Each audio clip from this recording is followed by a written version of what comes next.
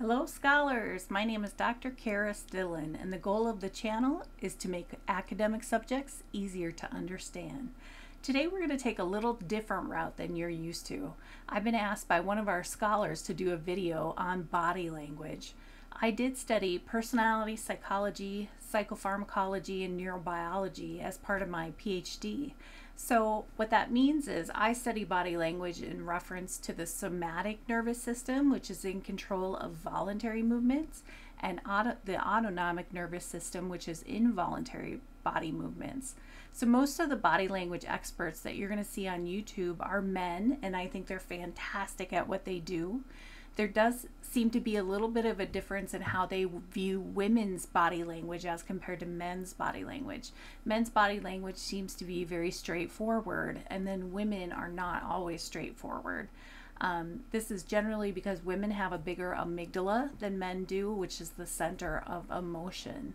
So there are often emotional issues that come with the frontal lobe, which is rational thought. So women a lot of the times can be thinking something and emotionally experiencing it at the same time, and that kind of throws off body language. But today we're going to look at the most recent congressional hearing about UAPs and UFOs. Again, I'm going to be looking at the body language through the nervous system, and you let me know what you think. All right, so right off the bat, we're going to look at the individual who is introducing the congressional hearing, and he has very clasped hands together, and what that means is that he's anxious. It could mean frustration, but given the fact that they're going to look at UAPs and UFOs, this is probably anxiety. And when we have anxiety, our body gets cold, and you'll see him rub his hand because he is cold, and he's trying to create friction, and he's anticipating what is to come. So let's take a look at that. Additionally, without objection, the following members are waived onto the subcommittee for the purpose of participating in today's hearing: Mr. Burchett of Tennessee, Ms. Luna of Florida, Mr. Getz of Florida, Mr. Burleson of Missouri, Mrs. Ocasio-Cortez of New York, and Mr. Ogles. So we're going to move on to more of the depth of the UAP conversation and look at more of the hotter topics of the day. Chairman Grothman, Ranking Member Garcia, distinguished members of the House Oversight Subcommittee on National Security.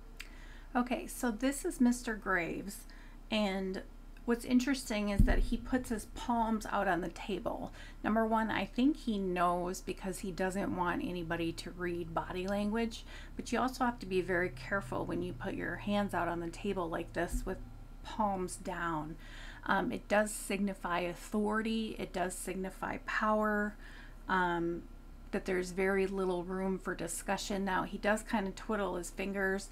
He might have been nervous and wanted to control those movements through that, but when you're trying to control your gestures too much, you can actually create a situation where the people that are viewing you or listening to you don't believe you. Commander Fravor. Thank you. Thank you, Mr. Chairman. Here you can see that Mr. Fravor kind of scratches his head, and generally that's to see things more clearly. So he may be trying to conceptualize why he is part of the witnesses that are describing what they have seen, as well as, you know, what how these all fit together. Congressmen, Congresswomen, I want to first thank you for the invitation to speak to the committee on the UAP topic that has been in the news for the past 6 years and seems to be continuing to gain momentum. So Fravor is a very interesting character. I really like, not character, but he's a real interesting human being. He has a lot of signs of insecurity though, but I really trust him because of those signs of insecurity. One of the things that he does is he holds his thumb, kind of hiding the thumb is what they call it, and this is a sign of insecurity. But it was interesting how right before that he kind of puffed up, he shifted his coat and kind of puffed himself up. So he's trying to feel more confident, trying to feel more secure. So later on, when Fraser is talking, he has his hands clenched together, but his thumbs are constantly coming up. Those thumbs are a sign of confidence in what he's saying. So even though he's holding restraint, telling about, you know, certain things that he can talk about, he is showing his confidence with those thumbs. You have also said some of these answers in the past, but we're trying to get them on the public record as well, which is really important. Mr. Grush, finally, do you believe that our government is in possession of UAPs? So this is a really interesting clip because Mr. Garcia, notice he starts pointing. What that signifies is he wants a clear and crisp answer. And it's interesting because Mr. Grush, everybody says that name differently. He basically goes to answer the question, and notice his body language. He just closes up. He's like, I'm not offering that information to you. And it'd be really interesting to see if he gave that information in a closed session. My guess from his body language is that he would really hold that evidence close to him and not want to provide that. Absolutely, based on interviewing over 40 witnesses over 4 years. And where?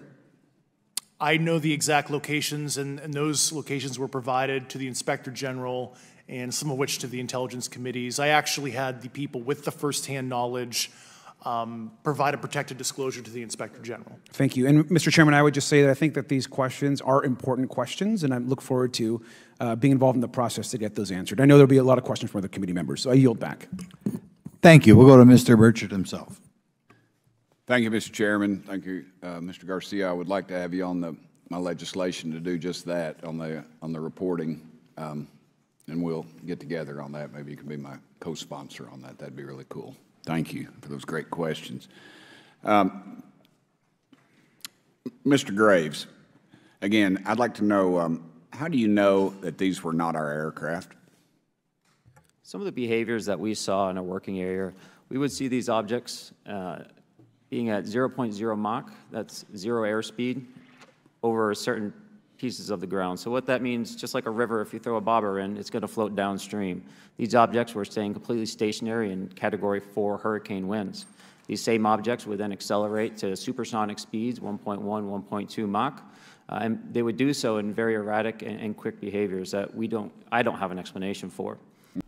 This is such an amazing piece of evidence when he's talking about this, because again, you see the clasping, but you see the thumbs periodically coming up. So I trust the information that he's providing. He's a real interesting person to try to read because he really tries to hold his body language back. He does not obviously want anybody reading his body language. These lines. Yeah, I have to be careful what I say in detail because there is an open whistleblower reprisal investigation on my behalf, and I don't want to compromise that investigation by providing anything that may help provide somebody information. But okay, so this is a really interesting clip. This is where I really started to see some of the superiority complex, and I'm probably going to get ripped on for saying this. You have to slow it down in there, but there is a little bit of a half smirk that comes up, and that can be a sign of a superiority complex. I mean, there's no doubt that Grush, I don't know how to say his name, is very, very, very bright.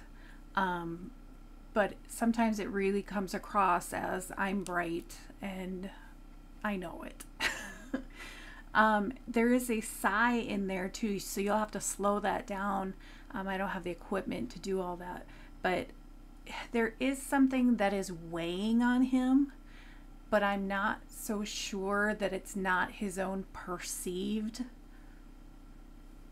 weight, like not physical weight, but I really think that he sees himself as a very important part of this, and that it could not go on without his testimony. And I don't know the guy personally. I don't have a baseline on him. But the thing that keeps coming across is when he starts talking like that, the thumbs don't go up. And then he starts kind of having these. So there's something that's bothering me with this piece of testimony. Almost a half-truth there. It was very brutal and very unfortunate, some of the tactics they used to hurt me both professionally and personally, to be quite frank. Yeah.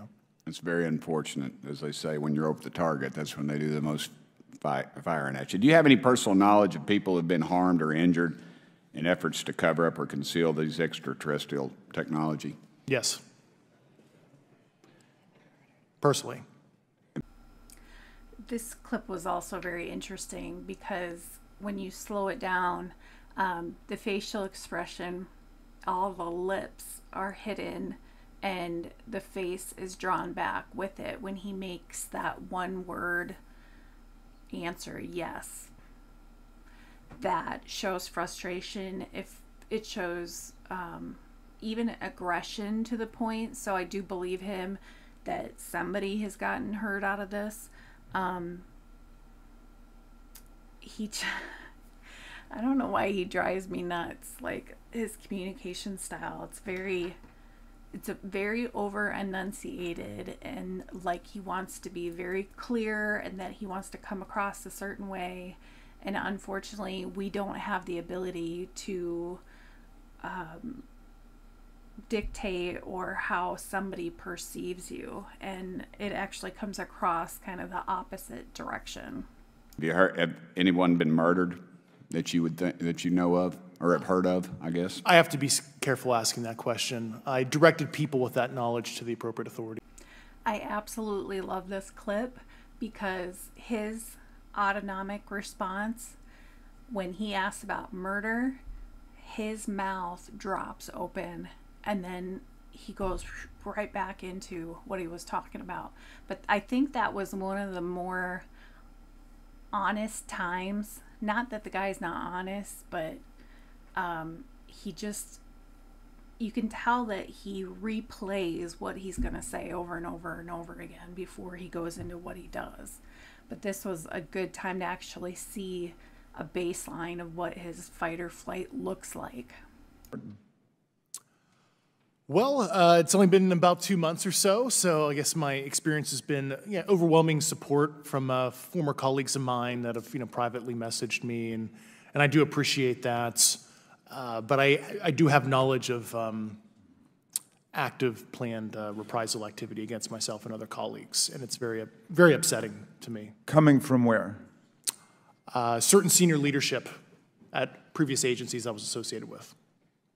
And that's all I'll say publicly, but I can provide more details in a closed environment. Okay. Here's where things definitely start to come apart for me with Grush, because first he says that people are after him, essentially. Then he says everything's been great, I've heard from colleagues. And then he's saying that we have upper level people that are, he's heard through the grapevine. So he switched his story a couple different times. That, to me, something's not right there. Threaten that flow, career path, a lot of people back off. But I'm here to represent those people. So, Mr. Fraser, what about you? What has your experience been since you've come forward with your perspective on this? Actually, I've been treated very well. And the 6 people that were involved, myself included, all of them have or will be retiring from the military as 05s or 06s. And all my friends that are very senior, 3 and 4 stars, I've talked to them. They believe, they understand there's a problem. But no, I was actually treated really well. And what is your general interpretation of these phenomena? Or what is your current thinking of trying to make sense of them? Well, I'll say, I'm not like a UFO fanatic. It's not me. But I will tell you that what we saw with 4 sets of eyes over a 5-minute period, still, there's nothing, we have nothing close to it. It was amazing to see. I told my buddy I wanted to fly it, but yeah, it's just an incredible technology.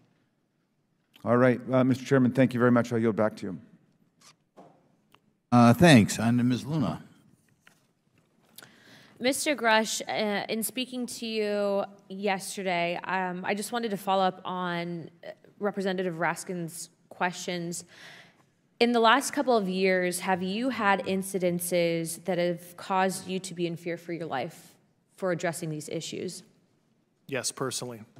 Okay. Yeah. I just want everyone to note that he's coming forward in fear of his life. To put in perspective, if they were really not scared about this information coming out, why would someone be intimidated like that? To your knowledge, are NHIs working with adversarial foreign governments in either technology exchange programs or back engineering programs? I don't have data on that. I'm not sure. Have you heard or you had people come forward to present that evidence? Not that particular evidence that you just espoused. Okay, on the 19th of April, Dr. Kirkpatrick, head of AARO, had said that he did not find any evidence of UAPs. You also stated that you had, in your interview, that you had briefed him on information that you were uncovering, but that he did not follow up with you. Were the items that you divulged to him pertinent to national security? Yes, him and I had a classified conversation in April 2022 before he took over AARO in July 2022, and I provided him some concerns I had. Do you know why he might not have followed up with you? Unfortunately, I cannot read his mind. I wish he did. I was happy to give sage counsel to him on where to look when he took the helm of AARO. If I had to give this witness an overall score for like having your body language equal what you're saying, it would not be very high. His brows go up and you can see the lines on his forehead, and but his bottom posturing is very closed. So there's definitely, I mean, he knows things, but the contrast between the body language says to me that I don't think he knows as much as what he wants to pretend to be letting on. I mean, I do believe that he knows quite a bit, but I think he knows it's not as much as he's kind of intending. He's very dominating of the conversation, and I think he wants the information to get out there, but he also wants the attention of having the attention on him. And I think he realizes once he gives all that out, he might not get that attention back again. Okay, and then my last question for you before I move to Mr. Graves is you received prior approval from the Defense Department to speak on certain issues, correct?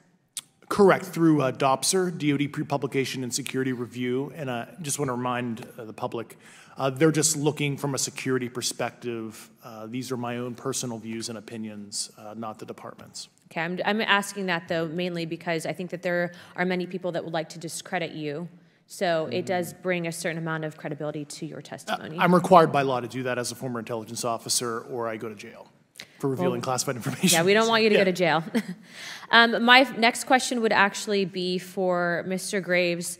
Can you please explain to me in detail the event that occurred at Vandenberg Air Force Base? Certainly. In the 2003 timeframe, a large group of Boeing contractors were operating near one of the launch facilities at Vandenberg Air Force Base when they observed a very large 100-yard sided red square. I think what's really important about this clip is that his body language is so in line with the story that he's telling. You can tell when he talks about that red item, one of his eyebrows goes up, and that is a state of surprise. So when he was first hearing this, he probably would have had that surprise as well. And he does a one-handed shift of the hand. So again, I think what's important about this is that we also validate the body language that is in line with the story that they're telling. Mr. Grush, but if any of you all feel like you need to jump in, just jump right in. We're good. Has the U.S. government become aware of actual evidence of extraterrestrial, otherwise unexplained forms of intelligence And if so, when do you think this first occurred? I like to use the term non-human. I don't like to denote origin. Keeps the aperture open, both scientifically. Certainly, like I've discussed publicly previously, 1930s. Just keep in mind that the way that he says this, not human, can include animals. And so I think a lot of people have looked at this and said, oh, that's proof that there are aliens, and it's not exactly proof. What he's saying is it's not human, so it could be an animal. That's where it was just strange for him to use that form of language. In the public, Mr. Grush, and so I want to get down to, if we can, some specifics, right? So at one point you had said that there has been harmful activity or aggressive activity. Has any of the activity been aggressive, been hostile in your reports?